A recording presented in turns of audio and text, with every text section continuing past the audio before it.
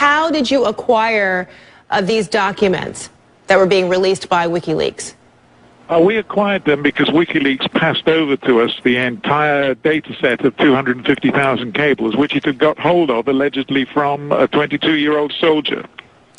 Okay, so it's the same U.S. soldier who's suspected of providing those documents earlier in the year to WikiLeaks? Yes, he's been charged by the U.S. military with leaking thousands of those cables. Now, did you receive these documents directly from WikiLeaks or Julian Assange, or was it from an intermediary? Directly, they passed them over to us. Okay, and were there any concerns or any trepidation about releasing or publishing the information that WikiLeaks provided? The Guardian in London had lots of concerns, just as the New York Times has lots of concerns. They've also got the documents.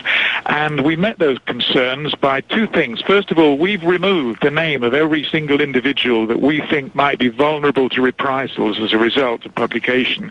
And secondly, we've only published a handful, a tiny fraction of these 250,000 cables. We'll maybe, at the end of the process of a couple of weeks of publication, have published a few hundred. So we've only published those that shed light on new and important things in the public interest that we think the world ought to know.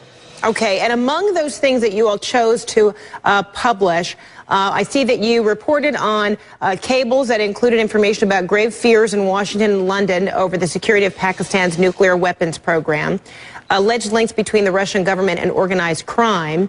How did you make a decision about what things to include, and also about some of the activities involving Secretary of State Hillary Clinton with this administration, as well as some activity involving the Bush administration too?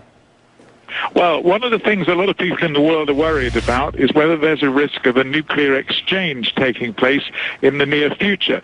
So one of the stories that we thought was most important was how dangerous were nuclear-armed states, how close they were to the nuclear brink.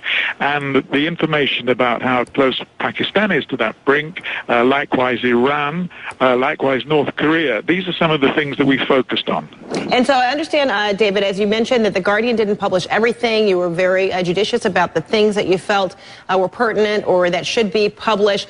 Does the Guardian as a whole feel any responsibility or even culpability for helping to provide this information that WikiLeaks received in an illegal manner?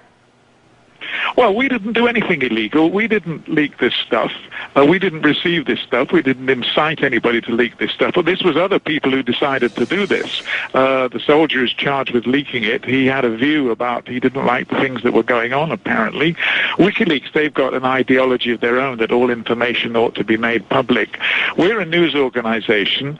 People come to us with this kind of material. We didn't urge anybody to break the law. When we've got it, we look at it, we say, what's in the public interest to make known? And those are the things we